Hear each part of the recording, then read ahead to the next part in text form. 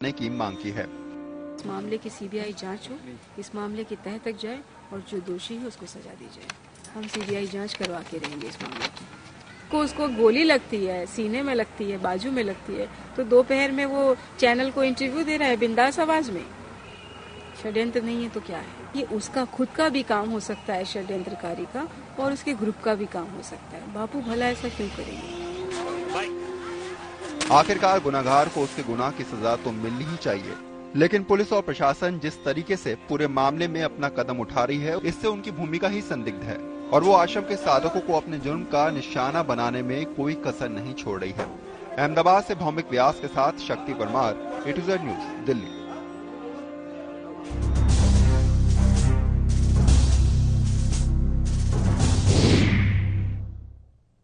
नमस्कार, आप देख रहे हैं A to Z न्यूज। मैं हूं प्रीति स्वामी। गुजरात के अहमदाबाद में पूज्य संत आसाराम जी बापू का आश्रम पिछले दिनों पुलिस के कहर का शिकार हुआ।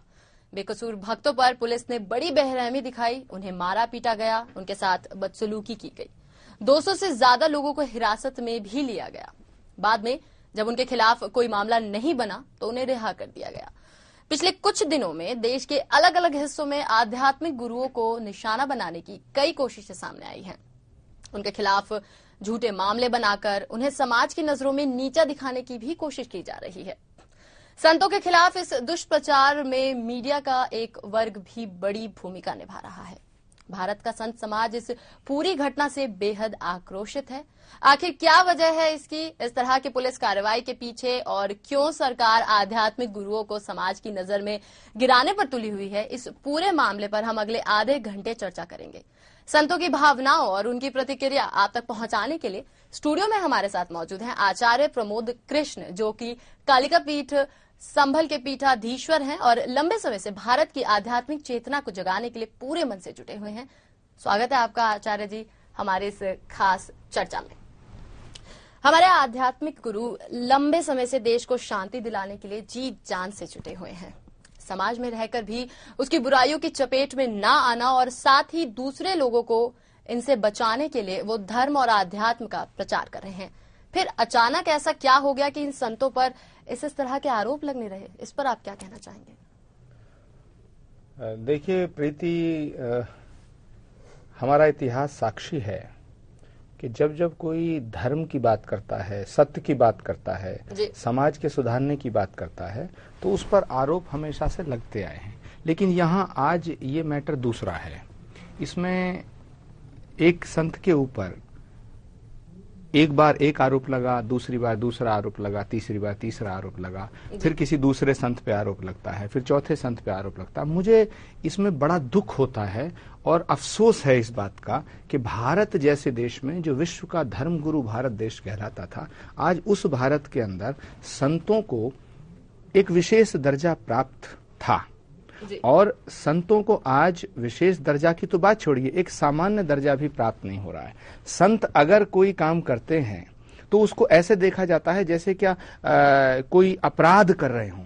अगर हम आज समाज सुधारने की बात करते हैं तो शक की निगाह से इसको देखा जाता है। ये संतों के खिलाफ एक षड्यंत्र है और बहुत बड़ी साजिश है। हमारे देश में हिंदू धर्म को बदनाम करने की साजिश है जो बहुत दिनों से चल रही है और इसमें कुछ मीडिया चैनल भी, जैसा आपने कहा, हो सकते हैं इन्वॉल्व हों, लेकिन कहीं ना कहीं जाकर के बहुत बड़ी ताकतें हैं जो संतों का चेहरा गंदा करना चाहती हैं। बिल्कुल, आप यहाँ पर आचार्य जी आपने कहा कि कहीं ना कहीं एक बड़ा षड्यंत्र है, किसी ना किसी की साजिश है। तो किसकी साजिश हो सकती है, आपका क्या कहना है इस पर? देखिए, साजिश का जो पर्दाफाश है वो तो जांच के बाद पता चलेगा। जैसे संत कृपालु जी हैं, उनके ऊपर आरोप लगाया गया। आरोप लगाने वाली एक लड़की थी, उससे आरोप लगवा दिया गया कि मेरे साथ इन्होंने बलात्कार किया। एक आरोप लगा के बलात्कार करने की कोशिश की। तो इस तरह के जो आरोप लगते हैं, इनके पीछे बहुत बड़े हाथ होते हैं और वो जो बड़े हाथ हैं उन तक पहुंचना जरूरी है। हम तो एक सिक्के का एक पहलू है कि एक खबर आई, किसी ने कहा कि मुझ पे गोली चलवा दी, ठीक है, उसकी जांच होनी चाहिए।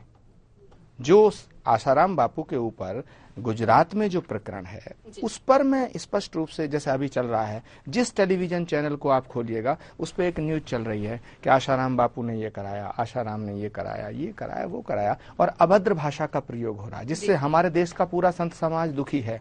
मैं आज एक बात आपसे कहना चाहता हूं कि अगर कोई भी व्यक्ति है, कमजोर से कमजोर व्यक्ति है, उसके खिलाफ कोई आरोप लगता है तो एक कानूनी प्रक्रिया के तहत उसे कानून की शरण में जाने का अधिकार है।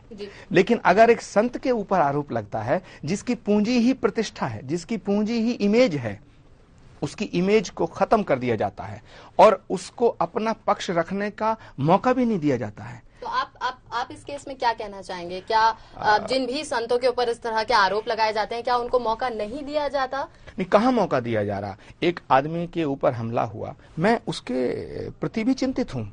आखिर किसी ने उस पर हमला किया, लेकिन क्या ये संभव है कि, या क्या ये पक्की बात है कि ये हमला आशाराम बापू के द्वारा कराया गया है? मुझे इसमें संदेह है। क्यों?